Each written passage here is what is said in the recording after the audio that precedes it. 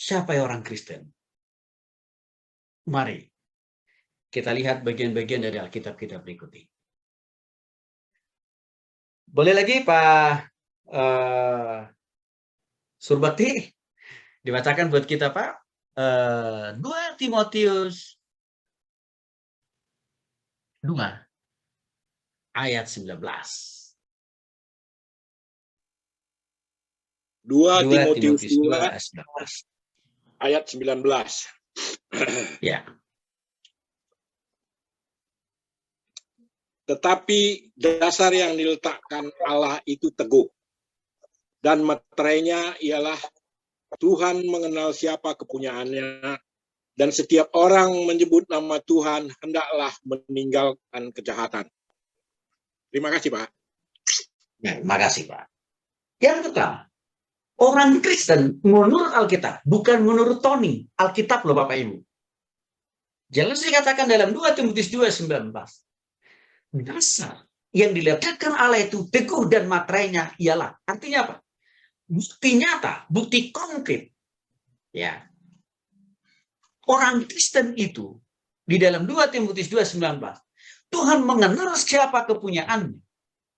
Dan setiap orang yang menyebut nama Tuhan hendaklah meninggalkan kejahatannya. Artinya apa? Dalam perspektif Tuhan, dalam perspektif Alkitab, orang Kristen itu adalah orang yang sudah bertobat, yaitu orang yang meninggalkan kejahatannya. Itu baru namanya orang Kristen, Bapak Ibu. Persoalannya, dari dulu sekarang sampai hari esok, orang udah sekali mengklaim, aku orang Kristen, tetapi hatinya, pikirannya busuk. Tindakannya, perbuatannya amoral. Praktek hidupnya jauh dari Tuhan. Kalau hari Minggu, pakai jas, masih lengkap dengan aksesorisnya.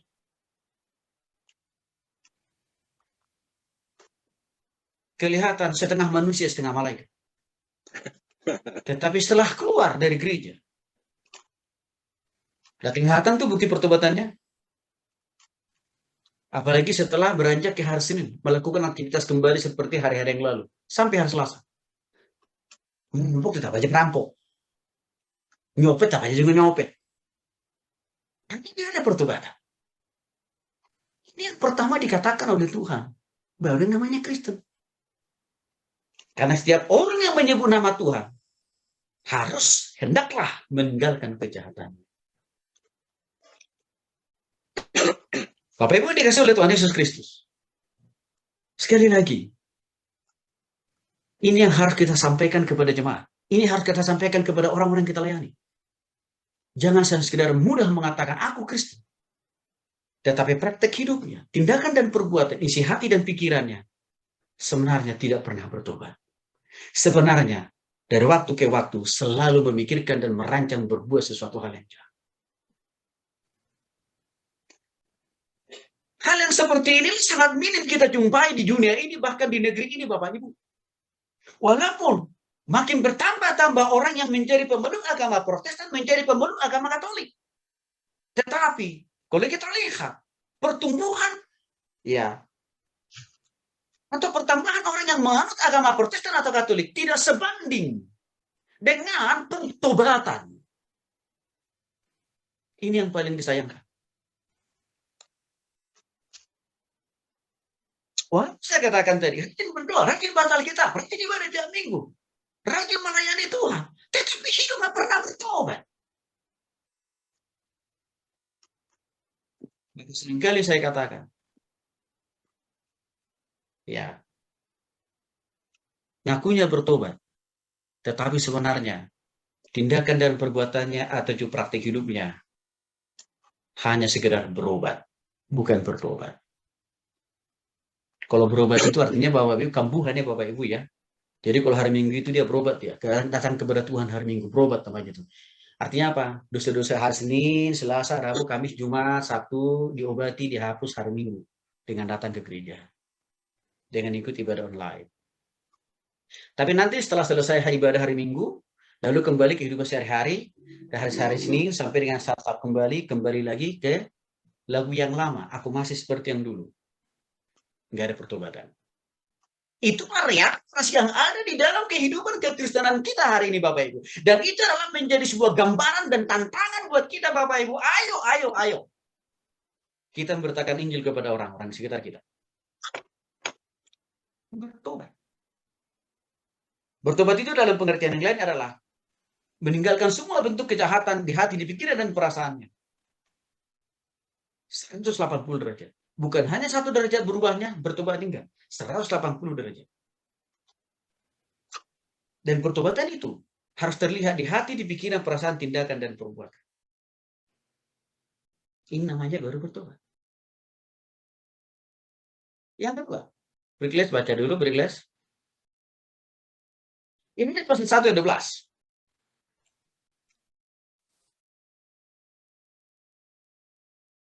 Yohanes pasal 1 ayat 12. Yohanes pasal 1 ayat 12 firman Tuhan. Tetapi semua orang yang menerimanya diberinya kuasa supaya menjadi anak-anak Allah, yaitu mereka yang percaya dalam namanya. Yang kedua kata Alkitab, orang Kristen itu menurut Alkitab adalah orang yang sudah menerima dan percaya Yesus sebagai Tuhan dan Juru Selamat secara pribadi di dalam hatinya, Bukan hanya di dalam pikiran.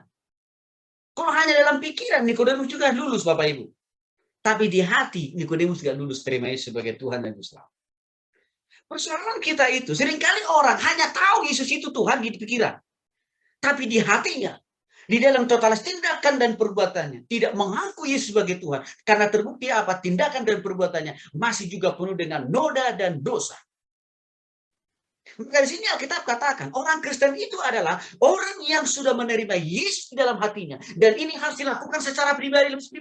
Ini harus dilakukan secara personal. Ini tidak bisa dilakukan secara kolektif, kolegial, nggak bisa. Ini keputusan pribadi. Waktu dari Nikodemus ditangkap oleh Tuhan Yesus secara pribadi kan Bapak Ibu. Bukan bersamaan dengan jemaatnya atau sinode yang dipimpinnya, enggak, pribadi loh. Nikodemus itu ditantang oleh Yesus untuk dilahirkan kembali kan. Artinya apa? Kalau kita mau menjadi orang Kristen, menurut Alkitab harus terima Yesus secara pribadi dalam hati kita, secara pribadi. Jadi artinya apa? Bukan karena kita lahir dibesarkan dari agama kakek, nenek, moyang, opung kita, engkong kita, bukan. Bukan.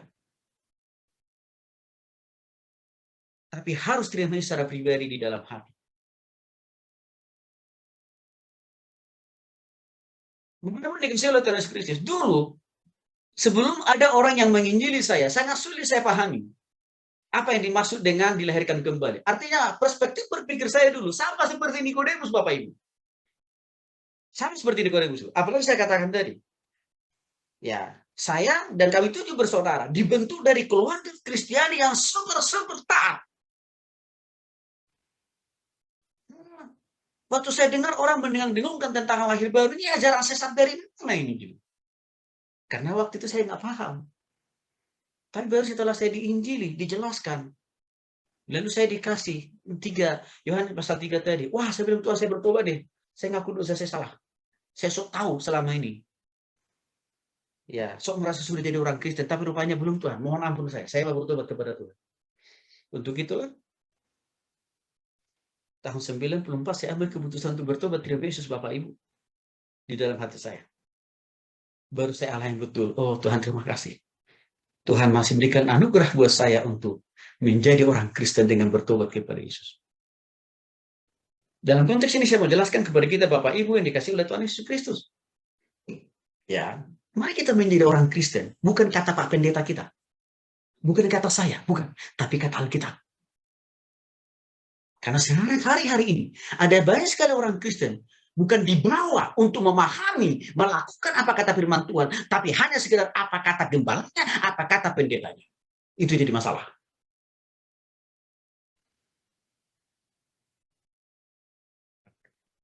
Roma pasal 4, ayat 8 sampai dengan 19. Boleh Pak Edward dibacakan buat kita ya Pak? Roma pasal 8 Pak, ayat 8 sampai 9. Lalu nanti dilanjutkan Langsung ke ayat 14 ya Pak. Roma pasal 8 ayat 8 sampai 9 dulu Pak. Baik. Roma pasal 8 ayat 8 sampai dengan 9. Demikianlah firman Tuhan.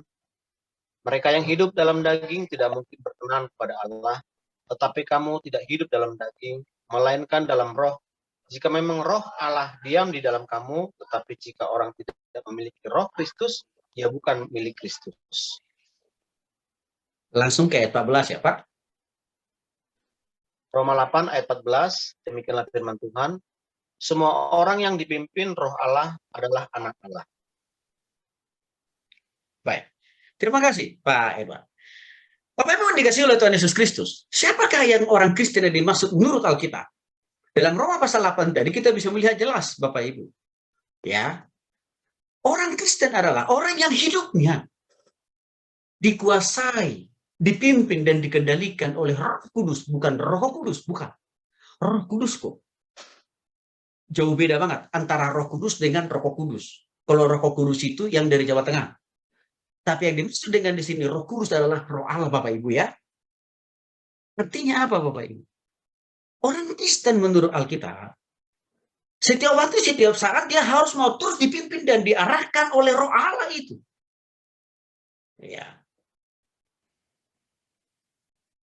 Artinya harus menjauhi segala bentuk-bentuk keinginan dosa yang selalu ingin menyeret-nyeret kedagingan kita, pikiran kita, mata kita, mulut kita, telinga kita untuk melakukan hal-hal yang negatif. Itu harus kita jauhi. Secara singkatnya, orang yang sudah bertobat kepada Kristus atau orang Kristen harus makin jijik berbuat dosa, apalagi menyimpan di hati, apalagi melakukan memikirkan. Harus makin jijik Bapak Ibu. Mengapa? Karena ada Roh Allah yang kudus, Roh Allah yang suci. Itu sudah tinggal diam berdiam di dalam hati dan pikiran kita. Maka dalam tindakan perilaku kita untuk istri, orang yang sudah bertobat harus menjauhi segala sesuatu yang mengandung unsur dosa Bapak Ibu. Itu dah harus itu. Kalau justru sebaliknya, yang terjadi yaitu apa? Masih menyukai hal-hal yang berbau-bau dosa. Walaupun memang kata ya Alkitab mengatakan dosa itu awalnya memang nikmat sih, tapi ujungnya pasti neraka itu. Ujungnya kebinasaan kan Bapak Ibu ya. Tapi bagi orang yang sudah bertobat, orang yang sudah Kristen harus menjauhi itu Bapak Ibu. Baik di hatinya, di pikirannya, perasaannya, tindakannya dan perbuatannya termasuk juga di dalam pekerjaannya, di dalam rumah tangga, dalam bisnisnya, dalam usahanya harus menjauhkan prinsip-prinsip yang tidak sesuai dengan firman Tuhan. Maka dia katakan di dalam ayat 14, semua orang yang dipimpin Roh Allah, baru anak Allah. Kriteria yang ketiga ini sangat minim juga kita temukan di dalam kehidupan kekristenan kita di zaman ini. Sangat sulit. Walaupun ada. Sebagian yang ada itu adalah kita yang ada di ruang Zoom ini. Amin Bapak Ibu. Sana Bapak Ibu. Ya. Banyak kita melihat. Masih banyak kita menjumpai. Orang yang bukan Kristen. Walaupun agamanya saya katakan tadi. Protestan dan Katolik. Tapi tindakan perilakunya, usahanya dan bisnisnya tidak sesuai dengan firman Tuhan. Karena kita juga melihat dengan jelas, dengan gamblang. Ada orang ngakunya anak Tuhan, ngakunya orang Kristen. Tetapi apa? Kerjanya, bisnisnya, tukang tipu orang. Kerjanya, bisnisnya, jual narkoba. Kerjanya, bisnisnya, nimbun minyak goreng. Sampai masyarakat antri, bahkan sampai ada yang pingsan mati Bapak Ibu. Bahkan ada loh Bapak Ibu. Itu saya lihat dengan mata kepala sendiri. Beliau ini penyumbang terbesar dana di gereja itu. Tapi Bapak Ibu tahu apa bisnisnya? Prostitusi. Dan dia adalah majelis di sebuah gereja. Bisnisnya prostitusi. Geleng-geleng kepala saya. Tapi untung bukan saya gembalanya. Kalau saya gembalanya, pasti saya akan sikat bersih. Lebih baik dia nggak usah kasih persembahan kalau dia tidak bisa bertobat dari bisnisnya itu. Tapi kadang-kadang Kadang harus saya katakan juga, ada sebagian kecil teman saya hamba Tuhan untuk hal yang begitu pun tidak tegas. Kalau saya sih enggak. Karena saya percaya hidup saya oleh karena Tuhan dan untuk Tuhan. Dan saya nggak mau takut dengan jemaat. Mau dia kasih persembahan atau tidak, terserah. Karena hidup saya oleh Tuhanku. Ini jadi persoalan sekarang. Orang yang hidup menjadi dipimpin oleh Roh Allah. Maka sudah pasti hal-hal yang bertentangan dengan apa yang menjadi kehendak Roh Kudus pasti dijauhin, dong.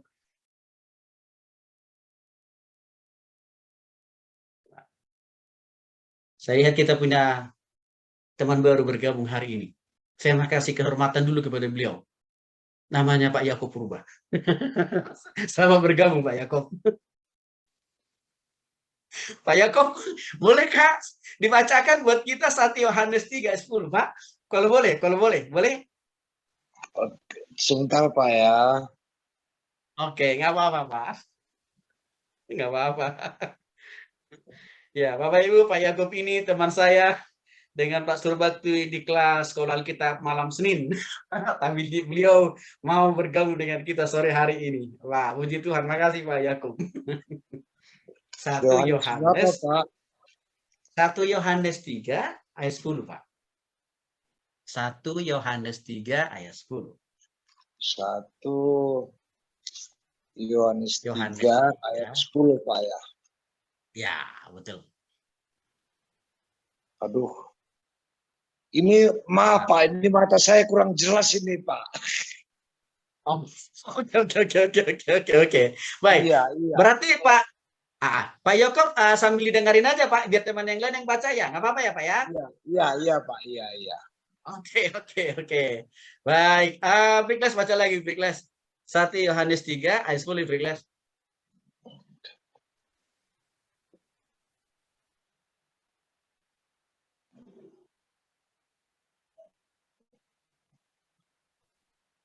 Satu Yohanes 3 ayat 10. Selanjutnya masih di mute, Bikles. Masih di mute. 1 Yohanes 3 ayat yang ke-10 firman Tuhan. Inilah tandanya anak-anak Allah dan anak-anak iblis. Setiap orang yang tidak berbuat kebenaran tidak berasal dari Allah. Demikian juga barang siapa yang tidak mengasihi saudaranya. Baik. Bapak Ibu dikasih oleh Tuhan Yesus Kristus. 1 Yohanes 3:10 jelas, tuntas, tegas mengatakan bedanya anak Allah dengan anak setan, bedanya anak Allah dengan anak iblis. Jelas dikatakan dalam 1 Yohanes 3:10. Mana bedanya?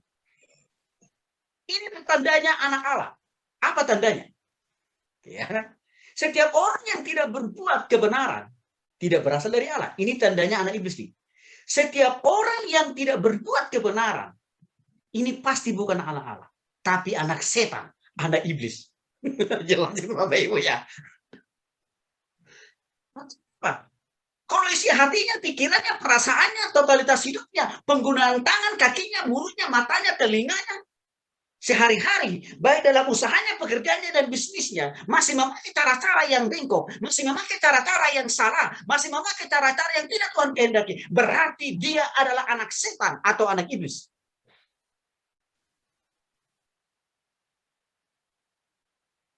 Dalam bentuk yang baik.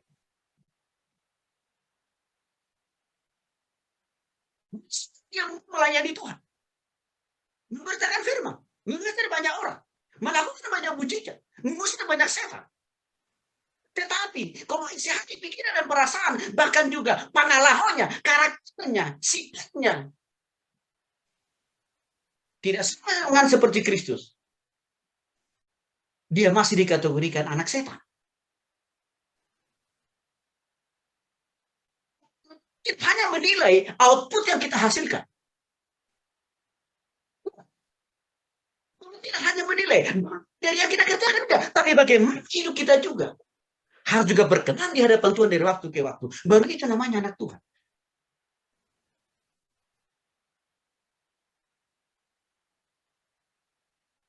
Nanti saya katakan dari kekristenan itu tidak hanya sekedar melihat hasil akhir. Kehadiran Tuhan, kuasa Tuhan, mujizat kesembuhan itu, berkat dan rezeki itu tidak boleh kita ukur. Ini dari Tuhan, kalau sudah ada hasil akhirnya mendatangkan hal yang baik, belum tentu Bapak Ibu. Karena yang baik itu belum tentu benar. Tapi kehadiran Tuhan itu harus juga kita lihat dari proses tahapan awal, pertengahan sampai akhir. Jadi hati-hati juga kita. Jangan mudah terpesona atau terobsesi melihat yang kelihatan, wih hebat juga dia ya. Itu belum tentu pakai kuasa Tuhan, Bapak Ibu. Tapi anak Tuhan jelas tadi dikatakan, ya, haruslah mengikuti cara berpikir Kristus. Dan juga apa? Isi hatinya harus juga tidak lain daripada seperti isi hati Kristus. Artinya apa? Hal positif kan, Bapak Ibu? Cara dia bekerja, cara dia melayani, cara dia melakukan segala sesuatu harus juga seperti cara Tuhan. Itu baru namanya anak Allah. Itu namanya baru anak Tuhan. Itu baru namanya orang Kristen, Bapak Ibu.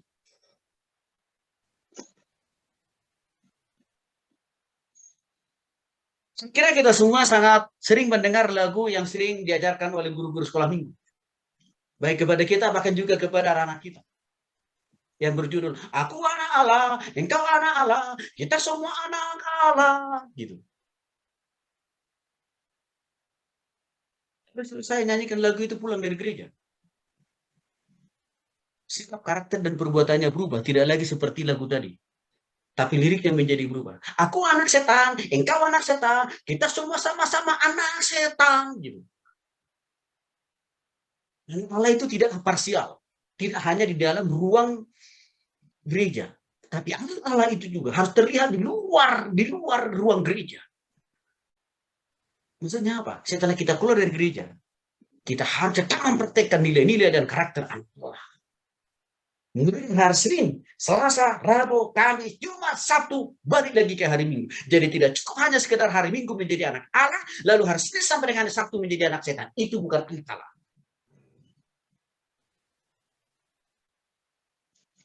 Jadi kalau hanya ya orang Kristen menjadikan hari Minggu itu menjadi hari di mana dia menjadi anak Allah, kelihatan rohani, tapi di hari Senin, Selasa sampai Sabtu dia mempraktikkan cara hidup, cara berpikir, sikap pengalah anak setan, itu namanya bukan orang Kristen.